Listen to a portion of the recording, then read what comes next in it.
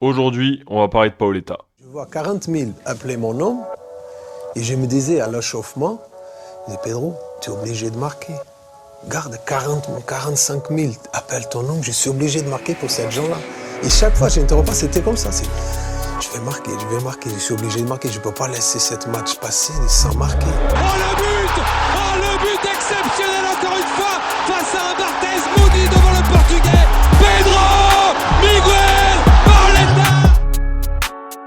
Pedro Miguel Carreiro Resendes Paoletta, c'était mon joueur préféré quand j'étais petit. Bon, ça c'était avant que je découvre que j'étais un défenseur dans l'âme, et surtout avant de voir jouer Mamadou Sakho, qui allait prendre la première place dans mon cœur. Et Paoletta, c'était surtout mon premier maillot du PSG. Voilà, il est juste ici. Bon, c'est les maillots du marché, mais ça compte quand même.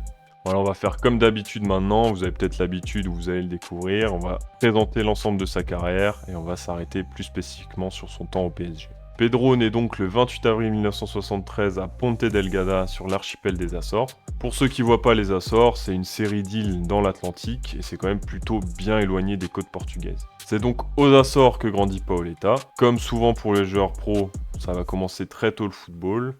Et en fait, il va sillonner plusieurs clubs de l'archipel jusqu'à ses 22 ans. Ça vous paraît peut-être un petit peu tard pour un joueur de ce calibre. En fait, il n'a pas fait de centre de formation. Enfin, s'il est passé pendant 6 mois dans les centres de Benfica et de Porto, à ses 16-17 ans. Mais il avait le mal des Açores et ses parents lui manquaient, donc il est vite retourné sur son archipel.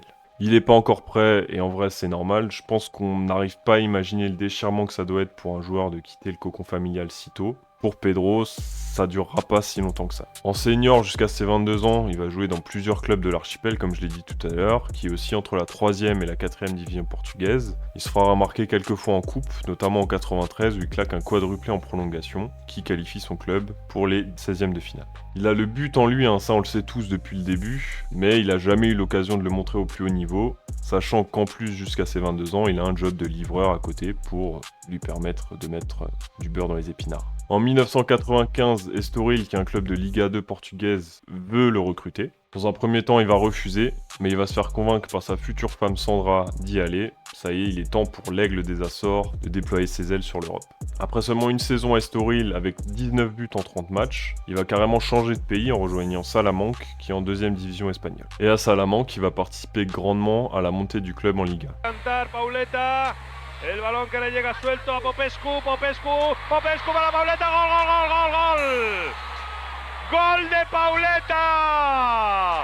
¡Gol de Paoletta en Barcelona! Il va faire cette saison en Liga avec Salamanque et il va se faire repérer par le Deportivo La Corogne qui va le recruter, où il va aussi passer 2 saisons et ils seront champions surprise en demi. Bon, à La Corogne, il n'est pas titulaire indiscutable et il sera gêné par quelques blessures, mais bon, ça fait quand même un titre dans sa besace. Et dans la foulée, il va partir pour la Ligue 1 et Bordeaux. Et en Gironde, il va vite poser son empreinte sur le championnat avec un triplé pour son premier match en Ligue 1. Tranquille. Il sera même élu meilleur joueur de Ligue 1 en 2002 et en 2003, et forcément ça va lui ouvrir les portes du plus grand club de France. Et je rigole à peine en disant ça, mais en fait Pedro il aura la lourde tâche de faire oublier le départ de Ronaldinho, qui est parti un petit peu plus tôt à l'été 2003 au Barça. Et l'histoire commence très bien avec Paris, avec tout de suite une saison exceptionnelle, dans ces années 2000 qu'il faut le dire sont quand même plutôt moroses. Le PSG finit 2e derrière Lyon, le grand Lyon de l'époque, et pourra jouer la Ligue des Champions l'année suivante. Mais malheureusement, après cette saison, Paris pourra plus jamais prétendre au premier rôle en Ligue 1. Enfin, ça se passait bien en début de saison, avant les crises de l'hiver. En championnat, ça sera souvent assez compliqué, soit c'est le ventre mou, soit c'est carrément la lutte pour le maintien. Il va même vivre pour sa dernière saison la pire saison de l'histoire du club, avec un sauvetage in extremis de la Ligue 2 à Sochaux, le fameux doublé d'Amara Diané. On sait pas les trucs les plus rigolos de sa carrière, mais bon voilà, ça s'est passé comme ça à la fin. Il y avait même Paul Le Guen qui le faisait moins jouer. Voilà, sa carrière en championnat au PSG sera un peu compliquée, mais Paris c'est un club de coupe, et Pedro il va participer à tout ça. Mais même quand c'était pas terrible, voire dégueulasse dans le jeu, Paoletta il savait se sublimer pour claquer des buts incroyables. J'ai encore ce but qui marque contre Nantes en demi-finale de la Coupe de France 2006. Il y a aussi son petit lob subtil en 2008 en finale de Coupe de la Ligue contre Lens, mais aussi sa tête en finale de Coupe de France contre Châteauroux en 2004 qui va lui offrir son premier titre au club. Voilà, avec ça, il aura quand même 3 titres au PSG sur ses 5 ans passés au club et des stats incroyables pour l'ancien meilleur buteur du PSG. Ça fait 109 buts et 18 passes décisives pour le buteur portugais au PSG, ce qui en fera le meilleur buteur de l'histoire du PSG à l'époque, puisqu'il bat le record de Rocheteau en 2007, Rocheteau qui était à 100 buts avant lui. Et tout ça alors qu'il arrive au PSG à ses 30 ans, bon forcément du coup il a plus de professionnalisme et d'expérience, et c'est aussi ça qui va faire qu'il est toujours aussi apprécié par les supporters du PSG, il était vraiment dévoué au club. Logiquement, il devient capitaine de cette équipe à partir de la saison 2005-2006. Voilà, ça devient un leader charismatique de cette équipe. Il mène les attaques, il sait où se placer, il est précis, technique. C'est aussi pour ça qu'on l'adore au-delà de ses stats. Et aussi parce qu'il a su faire la différence dans les gros matchs, surtout contre l'OM, des classicos inoubliables, où il a fait tourner en bourrique Barthez avec des buts qui sont encore aujourd'hui les plus beaux de l'histoire du club. En écrivant cette vidéo, je me suis souvenu de cette déclaration d'Alexander Frey, qui était un attaquant de Rennes, qui se demandait pourquoi il jouait pas dans un plus grand club que le PSG. Et je vous dis, à mon avis, je comprends pas pourquoi il joue au Paris Saint-Germain sans rabaisser le PSG, mais je vois pas pourquoi Paoletta ne devrait pas jouer au Manchester ou des équipes comme ça. Un joueur qui marque autant de buts, je crois qu'il mérite d'être vraiment au top du top. Mais il a montré que c'est le meilleur attaquant du championnat de France. Et en vrai, on peut pas lui donner totalement tort. Le PSG de cette époque-là, c'était pas le PSG d'aujourd'hui, donc il était pas super fort. Il y avait quelques noms intéressants autour de Paoletta, mais pas suffisamment pour construire quelque chose de fort, surtout que le contexte et la direction étaient pas stables, donc c'était difficile de construire quelque chose de cohérent. J'en ai pas parlé avant, mais Paoletta, c'était évidemment la sélection portugaise, avec 88 sélections de 97 à 2006, avec des chiffres là encore monstrueux, 88 sélections et donc 47 buts, ce qui en faisait à l'époque le meilleur buteur de l'histoire de la Seleção, devant Eusebio. Après, c'est un record qui a été balayé par Cristiano Ronaldo, évidemment. Comme à Paris, il s'est fait balayer par Cavani et Ibrahimovic. Mais il fallait au moins des gens de ce calibre pour passer devant Paoletta. Voilà, même si ces chiffres ont été un petit peu dépassés, c'est impossible de l'oublier pour moi.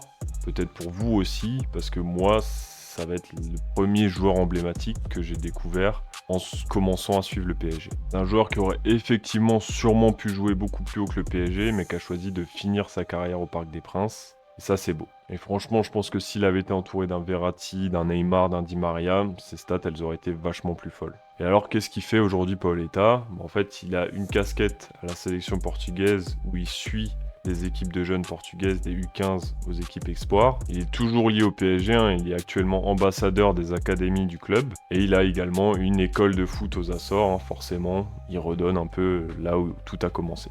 On le voit encore régulièrement à Paris, où il est présent sur les réseaux du club, sur certains événements. Ça fait toujours plaisir. C'est pour l'instant le joueur portugais le plus emblématique du club. Après, là, on a toute une petite colonie, le Portugal Saint-Germain, avec Neves, Ramos, Mendes, Vitinha, qui demandent qu'à se faire une place dans nos cœurs. Bon, j'espère que ça va pas mal vieillir ce que je vais dire, mais j'espère vraiment voir Gonçalo Ramos comme son héritier. Ils ont déjà le numéro 9 en point commun, et aussi, ils aiment marquer contre l'OM. Gonçalo Ramos, pour mémoire, c'est 3 buts en 2 matchs contre les Marseillais. C'est tout ce que je lui souhaite. Après, mon numéro 9 préféré du PSG, ça restera Paoletta, même s'il y a Cavani pas très loin non plus. Voilà, c'est comme ça que se termine cette vidéo, un peu comme d'habitude. Vous retrouvez les sources qui m'ont aidé à construire cette vidéo en description. Il y a aussi mes réseaux sociaux avec notamment Twitch où je stream souvent des jeux rétro. Si ça vous a plu, vous pouvez liker et vous abonner, ça me fait toujours bien plaisir. Et on se retrouve pour des jeux vidéo et surtout du PSG très bientôt. À bientôt. Ciao!